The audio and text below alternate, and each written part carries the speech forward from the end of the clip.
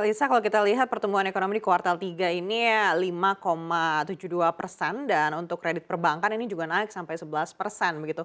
Anda lihat apakah ada tantangan lain Betul. yang harus diwaspadai juga oleh dunia perbankan jelang akhir tahun 2022? Ya, sebetulnya, yang pertama adalah, tentunya kenaikan suku bunga ya, tapi memang ini sudah di-price in sebetulnya oleh sektor perbankan sendiri sudah mengestimasi akan ada normalisasi dari sisi suku bunga, kemudian juga yang kedua dari sisi likuiditas, memang alat likuid per DPK saat ini masih menunjukkan rasio kecukupan yang masih baik ya, meskipun agak sedikit turun, tapi memang masih di level yang baik gitu.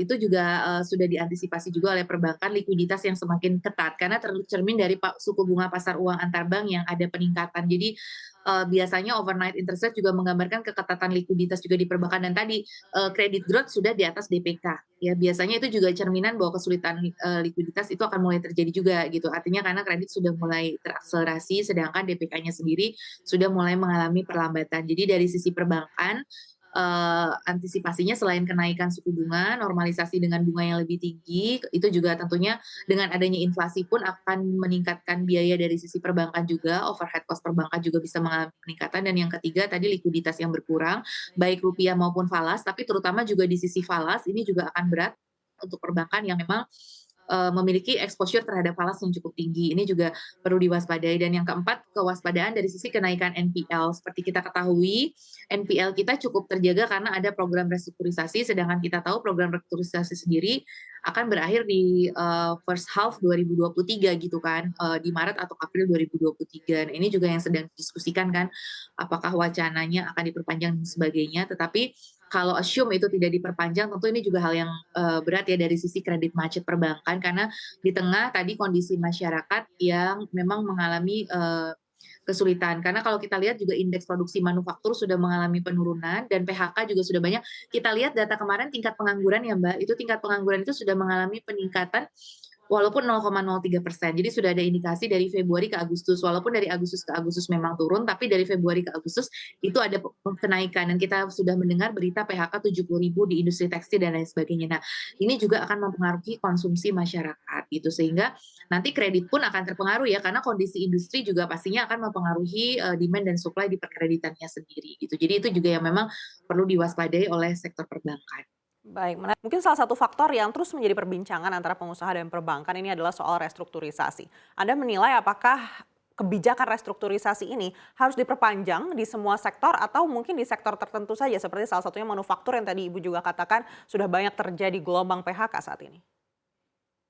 Betul, jadi arah kebijakan kalau kita mendengarkan kemarin penjelasan di press release dari Forum Koordinasi Stabilitas Sistem Keuangan (KSSK) itu kan disampaikan bahwa restrukturisasi kredit memang dipertimbangkan untuk diperpanjang tetapi dengan lebih selektif. Jadi memang selektif itu adalah, kepada sektor-sektor yang mungkin sangat terdampak ya dari adanya, perang Rusia Ukraina ini, kemudian dari adanya dampak resesi global ya. Jadi lebih selektif lihat sektornya. Jadi sektor-sektor yang rentan terhadap kenaikan NPL itu juga mungkin yang diprioritaskan untuk, diperpanjang restrukturisasi. Jadi lebih selektif ya.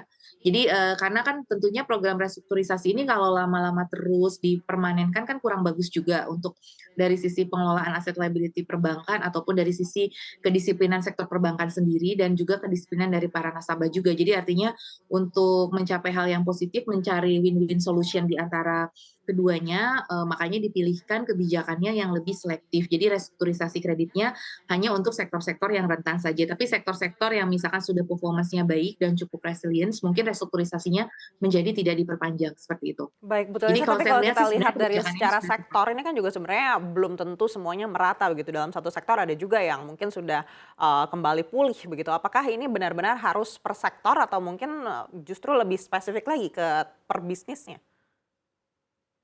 ya, jadi memang ini istilahnya kebijakan picking the winner ya. Jadi kebijakan picking the winner itu selalu dari dulu tuh memang menimbulkan pro dan kontra. Tetapi tadi dengan kita pertimbangannya tidak ingin perpanjangan ini terus-menerus dan menjadi permanen sehingga ini juga akan berdampak negatif. Setidaknya kita bisa memilih tadi, ya tentunya butuh masukan dari para pelaku ya ketika memilih sektor ini, sektor yang mana begitu kan. Dan memang, di segmen yang mana, karena ada segmen korporasi, misalkan ada segmen, SME, ya small medium enterprise, ada segmen korporasi dan segmen consumer retail.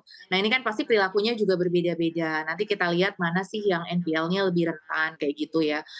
Misalkan nih, sektor yang, cukup terdampak banget tadi ya di saat sekarang ini kan adalah juga misalkan sektor konstruksi misalkan ya, sektor industri. Nah, sektor konstruksi juga rentan karena likuiditasnya sangat terganggu saat ini misalkan. Nah, sedangkan pembangunan misalkan harus terus berjalan dan NPL sektor konstruksi sendiri itu cukup mengalami peningkatan misalkan. Nah, itu misalkan ya salah satu contoh misalkan. Nah, ini, sedangkan sektor lain seperti akomodasi Mamin itu cukup resilient saat ini karena tumbuhnya juga cukup tinggi dan juga dengan turnover dia yang tinggi, likuiditas masih cukup baik, misalkan mungkin itu tidak diperpanjang. Memang ini debatable ya, tetapi memang harus kita pilih karena memang kondisi kita sekarang nggak bisa, pukul rata semua gitu. Karena artinya, khawatir tadi menimbulkan, mengurangi kedisiplinan pasar juga ya kalau